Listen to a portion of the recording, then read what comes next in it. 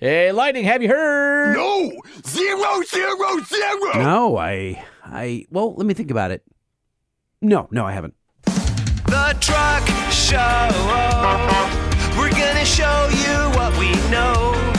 We're gonna answer what the truck, 'cause truck rhymes with the Truck Show. We have the lifted, we have the lowered, and everything in between. We'll talk about trucks that run on diesel and the ones that run on gasoline. The Truck Show, the Truck Show, the Truck Show. Whoa, whoa. It's the Truck Show with your hosts, Lightning and Holman. This episode of the Truck Show podcast, Have You Heard? Is proudly presented by Nissan. With the Frontier, Titan, and Titan XD, Nissan has a truck for every need, along with the legendary Nissan durability. Test drive your next truck at a local Nissan dealer today, or point your browser to nissanusa.com, where you can use the build and price tool to configure a Nissan truck that fits your lifestyle. And when you're thinking about adding power or improving fuel economy, Banks has over 65 years of experience. Whether it's cold air intakes or exhaust systems, tuning, throttle control, charge air cooling, lubrication components, and much more, no one offers smarter, safer, 50-state emissions-compliant performance parts than Gale Banks. You'll find the best engineered parts for your truck at bankspower.com. And when you're looking for quality, full synthetic lubrication for your truck, AMSOIL has you covered with motor oil, lubricants and protectants, grease, additives, and more. AMSOIL synthetic lubricants deliver wear protection, engine cleanliness, and fuel efficiency that conventional oils simply can't match. Find out how AMSOIL synthetic lubricants can save you money and time by helping your vehicles run better and last longer than with conventional oils at AMSOIL.com. When it comes to lubrication, AMSOIL is the leader in synthetics. EGR now celebrating their 50th anniversary as a leading manufacturer of truck and SUV accessory products with headquarters right here in the good old US of A. As an Australian-owned, family-run business with humble beginnings, EGR is now a global leader in the automotive accessory industry. If you're looking for window visors, fender flares, tonneau covers, lights, hood guards, and more, you'll find them all at EGRUSA.com. Hey, Lightning, have you heard? I mean, no. I'll go with him. No, I haven't. Hey, have you seen some of the new BMWs, by the way? You mean the really ugly ones? I mean, the Hofmeister kink is gone now. Well, I don't know what that is. What's the Hofmeister kink? That's the dog leg that was always in the C-pillar on a BMW. I didn't know it had a name. Yeah, the Hofmeister kink. Okay. And it's gone. And they're ugly. And there's all sorts of appliques and panel-filling plastic pieces. And, God, they're just horrible. They used to be one of the cleanest, most svelte, like athletic, just a purposeful car. If and now they're ugly. You see the new M3, it's at M3, M4, whatever the hell it is. From the side, it's every bit as gorgeous as it was, but the front is just an ugly-ass snout. Well, it just is, it's awful. How about the M5? Not any better. No, not any better. No, not even. And this is a guy who used to own a 540. Yeah. No, it's not as bad as the 3. The 5's not as bad. Oh, yes, it is. Yeah, it's not good. The side profile is horrible, and how chunky there's nothing athletic or slim or any. It's just. Well, it's worse because the grills aren't for real anymore. You know, the kidneys. It's just they're just for looks, and they retaining them because it's heritage. I don't know. The whole thing's bad. I don't know why we're talking about BMWs, but when I go through all the news for the week, I sometimes stumble on something that you're like, okay, well, I want to talk about that because it's our podcast. We talk about whatever the hell we want. Even if it's not trucks, listen, chili dogs, and our guys don't own trucks exclusively, right, as we discovered when we talked about you having the Nissan, and other guys are like, oh yeah, I got an economy car that I drive. So we know they drive other stuff. They're hideous. Hey, Lightning, have you heard? No. Did you hear that Pikes Peak, which just happened this past weekend, has some winners? Yeah, I did, but I'll let you share the news. So the Ford F-150 Lightning Super Truck claimed King of the Mountain at this year's Pikes Peak International Hill Climb. Ford Performance put out a release about Romain Dumas piloting the electric vehicle demonstrator up America's mountain with a time of 8 minutes, 53.553 seconds, which is, if I'm not mistaken, a freaking insane time. Yeah, it's nuts. Absolute nuts. I want to see the video of that because that thing must have geez. He had a technical issue and had to come to a complete stop on the course. It delayed them 26 seconds over his initial qualifying time, but he was able to complete a full reset of the truck quickly, continuing his climb, and still claim the top spot out of all 61 competitors, even having to stop on the course. I mean, sub 10, sub 9. I mean, this is the same race that Scott Birdsall went off the side twice. Well, last year was violent. Right. This is a crazy a test of man and machine, unlike many others. To go sub 10 is nuts. But especially stopping? Yeah. To go 853 is freaking wild. So it was a 1,600 horsepower all-electric truck that won. You got a lot of mix here. I'm just going down the top 20. I won't bore you with all these, but you got obviously the 2024 Ford F-150 Lightning, a 2024 Wolf Arrowbay GBO8 2.0, whatever that is. That was in second place with a 9:04, 9 minutes and 4 seconds, followed by a 2025 Hyundai Ioniq 5N, which is like their performance version, and that's their it's kind of rally car vibes a little bit. It's the one that you can actually drift. Yeah, it will drift and it makes sounds. It actually has like a gearbox noise. Yeah, we make sounds too on this podcast. Next one was a 2021 Sierra Alpha. That's the little bitty car, right? And then 2016. Well, did you hear about Axel Riley AV LMP3? Randy Popes? So Randy did well. I'm getting to that in a second. So next one was a Porsche 911. Next one, another dude. Oh, Randy was driving a 2025 Hyundai Ioniq 5N as well. And he came in at 9 minutes and 55 seconds. So what I heard is that he had something like 48 hours of notice that he was going to be driving. Oh my God. And he pulled out a sub 10. Well, he knows that mount like the back of his hand, though. Of course. But I mean, if you're not, you still lose it a little bit, and he's in an unfamiliar car. Right. Like, dude, although he's, last couple of years he was, I think, driving for Tesla. Unplugged Performance. Yeah. And so he's familiar with EVs and all that stuff. So it's not that radical, but 48 hours notice is, that's not a whole lot of prep time. No, I mean, if somebody said, hey, you're going to go race Baja tomorrow, you're not going to be like, okay, cool, I know off-roading. You'd be like, oh, crap. I mean, that's some serious stuff. The other one that I was curious about is the Rivian, right? So they had the Gen 2 R1T with 1,025 horsepower. And it got, so this is a truck. This is a heavy electric truck. You're probably looking at it right now. I'm looking at it right now. It's pretty respectable, I got to say. Under 11 minutes, 10:53. Yeah. That was Gardner Nichols driving that truck. He broke his record in stock truck class that he set, his own record, in the Rivian over last year by 30 seconds. That's a lot. That's an insane number at this. And for the Rivian to be stock class, I mean, dude, that's not a minor thing to have a factory vehicle going under 11 at Pikes No, it's Peak. not. Like the two vehicles that he beat, the next closest was a 2019 Porsche GT2 RS Club Sport and a 2023 Porsche 718 GT4 RS Club Sport. Like, you just smoked Porsches and a Rivian. Like, that embarrasses Porsche owners. That's legit, right? Like, that's totally legit. Johnny Lieberman posted on his Instagram that Randy got the call to drive the Tuesday before the race. So just a few days' notice. By the way, Johnny's going to be on our next show. He's coming in studio, I think, to come hang out with us. Oh, geez. There's going to be a lot of cigar smoke in here. No, we're not smoking cigars. We're just going to drink and get rowdy. Okay. Talk about things that make people uncomfortable and angry. All right. All right, moving on from Pikes Peak. Hey, lighting. Have you heard? Oh, hell no. No. Mm-mm. America's Most Wanted 4x4. They did the AMW 1025, which is the Elephant-powered Gladiator. 1,025 horsepower, and of course the full AMW upgrades, just sold at Barrett Jackson. Can I guess?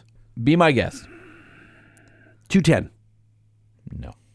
Too low or too high?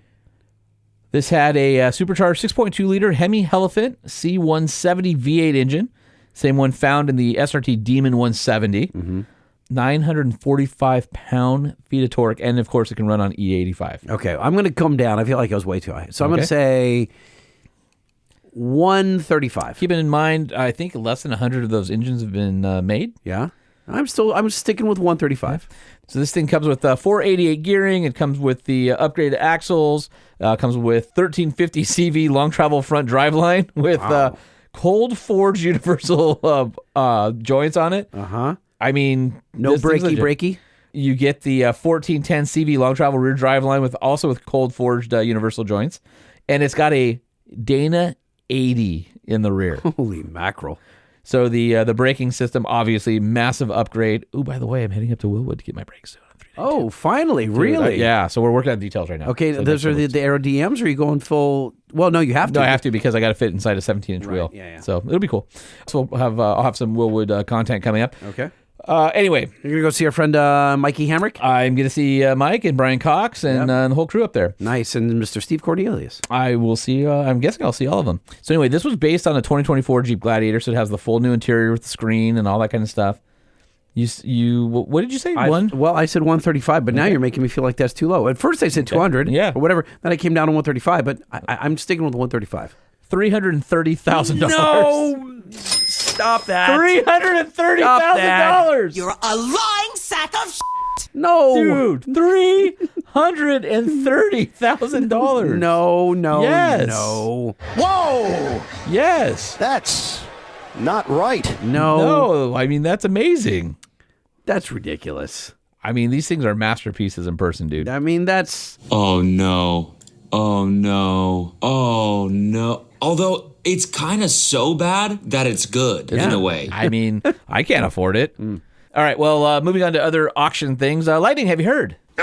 No. So, the Lil Red Express trucks you did back in the late 70s, the little red ones, the stacks, the Dodges. You're looking at me blank. Yeah, yes, I do. Red Express in gold on the door. I know the one now. Yeah, Right. it took me a second. Yep. If you love that truck, there's a super freaking clean one on Bring a Trailer right now. Okay, can I guess that one? Well, it's on Bring a Trailer, so it hasn't sold yet. Oh, it doesn't tell you the... No, I'm telling our you listeners, if you've ever wanted one of these things, this thing looks just mint. Flip that around. Let me see it. It's clean. Oh, that is cool. Yeah, that's cool. So I this is bet a you that's going to 79. go for like somewhere in the 80s, I bet. Maybe think not. so? I mean, No? I might go more than that. I haven't looked at those to know what the That's the whole... going rate That's is. the lightning based on nothing whiff. It's like I think it's going for the 80s. Whiff like a swing or whiff like a sniff? No, like as you swing for the The fences. yeah, for the fence, exactly. Got it. Hey, Lighting, have you heard? No. So today, Volkswagen signed a deal with another EV manufacturer that's worth up to $5 billion.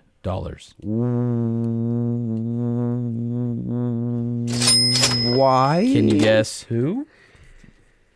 An EV manufacturer, Faraday Fortune, Faraday Future. No. No, I was kidding. No, they're gone. No, I know They're that. way gone. Lordstown. Nope, way gone. Okay. The pill company, the one that they look like little buses that are shaped like Tylenol pills Nope. out of Santa Monica, California. Nope. Campus, Galupa. No. What are they? Galoop. Canoe. Yeah, canoe. No, I was kidding. Not them. I think. Who did they team up with? It's gotta be. It's not Tesla. I guess I have to say Rivian. It is Rivian. Oh wow. Okay. So Volkswagen Group and Rivian announced the formation of a joint venture, which will take Rivian software and electrical architecture to future VW models. In return, VW invests up to $5 billion into the startup EV company. Wow. But here's the thing that's weird. So a bunch of Rivian people in the past year left and are at Scout, which is owned by Volkswagen for their new Rivian competitor. Oh, I see what's So happening. now you're here. like, wait a minute. Interesting. So now the competitors are going to share commonalities. So I'm curious at what happens there. But it says that there'll be a 50-50 joint venture, which will be finalized by the end of the year, and VW will be able to leverage Rivian's electrical architecture and then license to its software. So one of the things Rivian's really good with is their ecosystem, their software. But they've also developed in these new vehicles a new electrical architecture that they call zonal. And that means that the ECUs are responsible for a bunch of different functions in their zone, and then they communicate with each other. So That sounds like most modern ECMs. Nope, The ECM, nope. the BCM, the TCM, they all talk to one another. But this isn't that. This is they combine all of those things into a module, so there's less modules in the vehicle. Oh. So, for example, You might usually have a bunch of different suppliers that do the transmission or the door locks or the wiper. And they're all different, and they're made to the same spec or something like that. And they may have their own unique language. So then the car company makes them talk to each other through its own language, right? Well, with Rivian's zonal architecture, they do a custom in-house design and built ECU that control a bunch of different functions. And so there's apparently less wiring and less computers on board because these modules are controlling more than what they would normally do in a regular car. So I find that super interesting. I think it's probably great. Volkswagen's probably a little bit behind the ball in Rivian, and Rivian's really proven itself. But Rivian's cash strapped, right? Like, it's not easy building a car company. They've got the R2 that they want to introduce, that they've teased, the smaller SUV, and that hasn't come out yet. And I think they're waiting, now they have a cash infusion, I guess is the right way to say that, so that they can have the R2 come out with this Volkswagen money. I mean, Volkswagen is about as big as you get, right? Globally. It's the biggest car company in the world, I think, or it was for a while. It's got to be top 2 or 3 if it's not the biggest. Good on Rivian. It's just crazy. I mean, you look at that and you're just like, man, that's a... I feel like other than Dieselgate, that happened to Volkswagen some years back, Volkswagen is one of those companies that you don't really complain about the quality. You don't hear about issues. I feel like it's not one of those companies. No, go with me. It's not one of those companies that we're always talking about, like, Volkswagen's in the news they don't have anything. something. They don't have anything in the truck. If you work on Volkswagens, especially Audis, as soon as the warranty period is over, those things start falling apart. Door panels fall apart. I'm sorry. You know what? I take back everything I said. We're well, I don't know if I go that far, but I just don't think that we talk about them that much because there's not a whole lot in our space. Okay. I wish the Amarok was here. I wish there was truck stuff, but there's not. So, but maybe we'll have a lot to talk about with Scout. Would be kind of cool. Hey, Lighting, have you heard? I don't watch the news because I'm a kid. No. So got an email from our friends over at SEMA, the Specialty Equipment Market Association, and they said that the industry support for this year's SEMA show is now at a 5-year high with over 2,400 brands registered. I think that's pre-COVID. That's huge. Huh. So good for them. A lot of people are like, SEMA show's going to die and this and this and that. Well, I mean, I hear that a lot from people that I know are in the industry, but then there you go. That's clearly the numbers are proving that wrong. Maybe it's just the mid-tier, the companies that do X number of dollars and above don't need SEMA anymore, and SEMA is about the smaller company, which, by the way, is great. That's what it's there for. If you've got an upstart company making a widget for a vehicle, there is no better place to get it out to, well, I was going to say B2B, but now there's consumers there as well. But just getting it out. If you want distribution, you need your Meyer, your Keystone, your Premier, your Turn 14 to push your product out to the world. That's where you meet them. So that's great news. Hey, Lighting, did you hear? No. A couple recalls for you. We'll start off with the Tesla Cybertruck. Ooh. Apparently, the wiper motors for that big, giant 400-foot windshield wiper that's on the front of that thing, the motor fails. And then it's also recalling because there's bedside trim that can come loose and then leave the vehicle. Oh, my. So, wait. Like how much trim? I know you don't know the answer to this, but that's death. Like, that's a sword traveling through the air. So apparently the company figured this out back in February when Tesla Service identified a wiper motor failure, and they recovered 20 motors and they analyzed for over the next few months, and they figured out that a Tier 2 supplier applied excessive current to it, damaging the motor circuit board, but doesn't say it caused any injuries or things like that. Looks like it's probably, the recall has 11,688 trucks in it. Those are the ones made from November 13th, 2023 to June 6th, 2024. So then this is a hazard because you can't see when it's raining. It rains. Yeah. Tesla says they think only 2% of the vehicles have the defect. So bring it down into Tesla Service, get that fixed. And then the other issue is inspection for the exterior bed trim. Mm-hmm. So I guess that's the sail applique, but I don't know if it doesn't make it clear. I think the name of this TSB is the Flying Guillotine. Is that what that is? Yes. It says that the sail applique might not have been installed right, which it could come loose and leave the vehicle. It doesn't say if that's the metal one or the plastic one. I don't know. Anyway. I was kind of surprised when you were at Brian Rodriguez, our friend over at SoCal Tint, in your work done on your Jeep. Oh, no, you took it last for your Nissan, right? Uh-huh.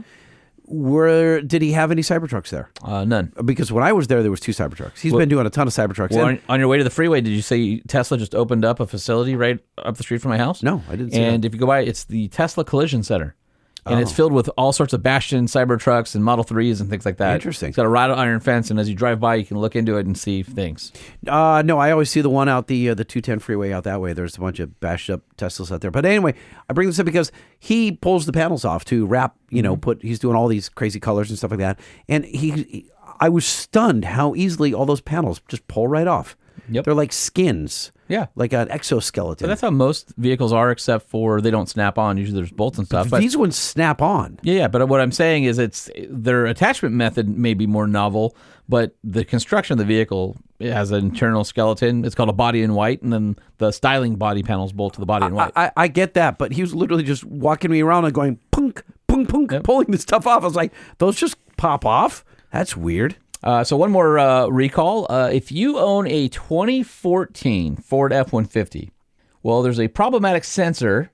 It could cause the transmission to suddenly shift into first gear regardless of speed. That's bad. That blows up the transmission. It affects, let me just put this number out there for you to soak in, 552,188 trucks. What? What? Well, that's what I said.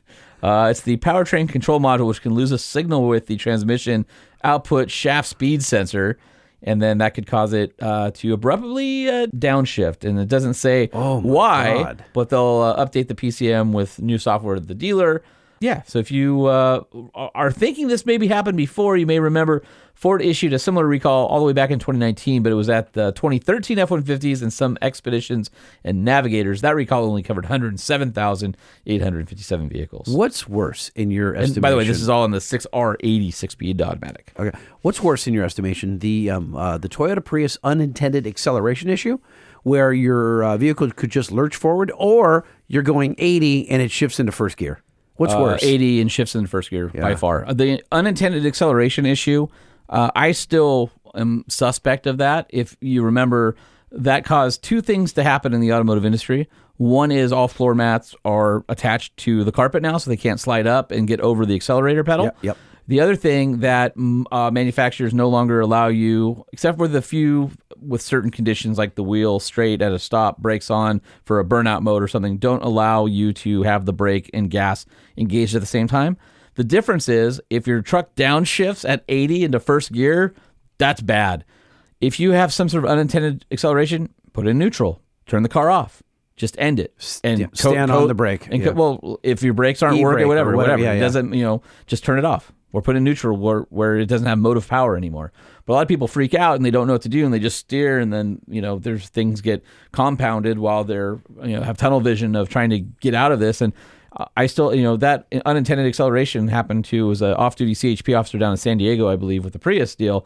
And I'm still not 100% convinced if that was the vehicle or if that was operator error, because again, even if the floor mat caused it or software caused it, you could still put it in neutral. You could still turn the car off, and that would end that episode. So I don't know. Or was he wearing Crocs or flip-flops? Or something like that? Yeah, I see that all the time. Well, how many times have you driven and your flip-flop got stuck? You're like, oops. I don't drive with flip-flops because that's stupid. Oh. Holman. What? Because you're always wearing flip-flops. I got flip-flops on Beach right guy. now. I know you do. Don't drive with those. Sometimes I just barefoot it. Yeah, well, that's better. Yeah, I know. Barefoot's fine. Makes me feel like I'm at the beach. You do live at the beach, That's just true. in case you have forgotten. No, I didn't forget. And you didn't forget when you walked into my backyard this afternoon. It was How hot was it at work today? hot as Hades. And right now we have like a, what do they call it, a heat dome or something? Is it called a heat dome? Yeah. Is it really? Yeah. It's just, seriously, it's hot So as what- a gorilla's nuts. Okay, at so my what was office. it at your office today? I don't know, it was $1.05 or something like that. It was awful. 105 It up was there? awful. I don't know what it was. I didn't look at it. It was awful. Here. It's like 79 here I'll today. tell you what it was. Hold on. With a breeze. Yeah. The answer is really was 91, but it felt like it was The old 105. feels like ... Yeah, it was humid because of our Thunderdome or whatever you said we have. Thunderdome. The Truck Show Podcast is a production of Truck Famous LLC. This podcast was created by Sean Holman and Jay Tillis with production elements by DJ Omar Khan. If you like what you've heard, please open your Apple Podcast or Spotify app and give us a 5-star rating.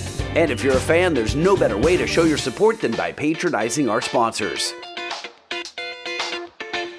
Between today and tomorrow, we will be experiencing what is called a heat dome. It essentially means minimal cloud cover and clear skies, which allows for more of the sun and its radiation to penetrate, intensifying the overall temperature outside. That is so lame.